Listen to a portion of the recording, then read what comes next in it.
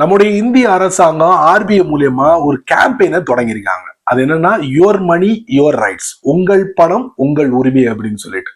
அதாவது அன்கிளைம்டு மணி, அதாவது உரிமை கோரப்படாத பணம் எங்க கிட்ட நிறைய இருக்கு. எவ்வளவு இருக்கு? 2025 நிலவரப்படி கிட்டத்தட்ட 1.5 லட்சம் கோடிக்கு மேல இருக்கு. இந்த பணம் ஆர்பிஐயோட deposit education and awareness fund இந்த நிதியில போட்டு வச்சிருக்காங்க. இவ்வளவு பணம் அங்க தூங்கிக்கிட்டு இருக்கு. சோ இந்த பணத்துக்கு உண்டான உரிமையாளர் தாராளமா அவங்களுடைய டாக்குமெண்ட்டை சப்மிட் பண்ணி பெறலாம் அப்படின்னு நம்ம இந்திய அரசாங்கம் சொல்றாங்க. சோ அதை பத்தின டீட்டெயிலான விஷயங்களை நான் உங்களுக்கு இந்த வீடியோல பதிவு பண்ண போறேன்.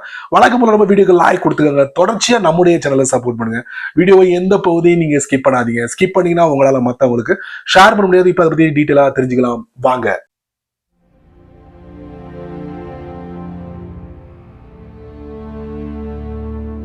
சரியா சொல்லணும்னா அக்டோபர் மாசம் 2025 நம்ம இந்திய அரசாங்கம் ஒரு கேம்பெயினை ரன் பண்றாங்க.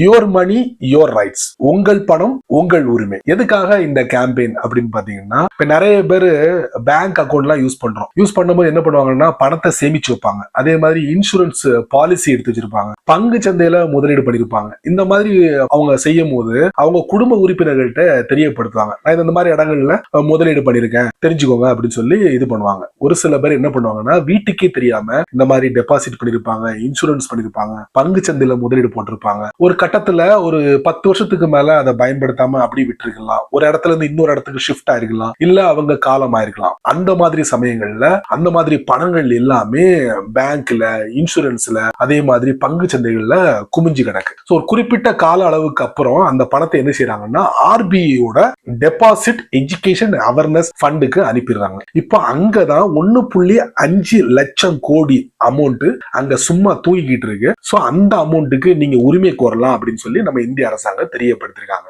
அதுக்கு நீங்க என்ன பண்ணணும்னா வேற ஒண்ணுமே பண்ண வேண்டாம். ஒவ்வொரு பேங்கா போயிட்டுலாம் செக் பண்ணிக்கிட்டு இருக்க முடியாது. ஆர்பிஐயோட பிரத்யேகமா ஒரு வெப்சைட் இருக்கு, UDGAM. இந்த வெப்சைட்டுக்குள்ள போனீங்கன்னா அங்க ஒரு சில டீடைல்ஸ் கொடுத்து நீங்க சைன் பண்ணி உள்ள போகணும். கூகுள் குரோம் ஓபன் பண்றேன், சர்ச்ல போயிட்டு UDGAM டைப் பண்ணுங்க, சர்ச் கொடுங்க. அந்த வெப்சைட் ஓபன் ஆகும். ஸோ இந்த வெப்சைட் ஆர்பிஐயோடது.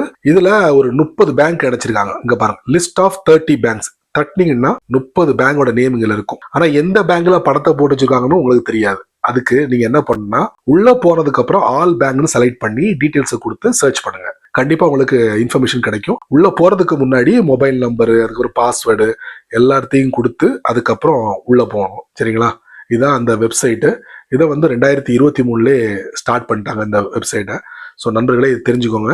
இன்ஃபர்மேஷனை கலெக்ட் பண்ணுங்க இங்க இருந்து. அதுக்கப்புறம் அந்த பேங்க்ல போயிட்டு கிளைம் ஃபார்மை கொடுத்து பணத்தை ஈஸியா கிளைம் பண்ணிக்கலாம். சரிங்களா? அதுக்கு வழக்கம் போல ஆதார் ஐடி, ஓட்டர் ஐடி, அதே மாதிரி டிரைவிங் லைசன்ஸ், இந்த மாதிரி ஏதாவது ஒன்று கேட்பாங்க.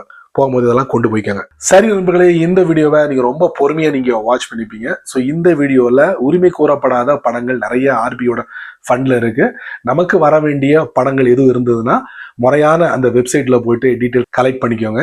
ஸோ நீங்க மட்டும் தெரிஞ்சுக்கிட்டா நல்லா இருக்காது. அதனால ஒரு 4 பேருக்கு ஷேர் பண்ணிவிடுங்க, அவங்களும் இதோட பலனை அனுபவிக்கட்டும்.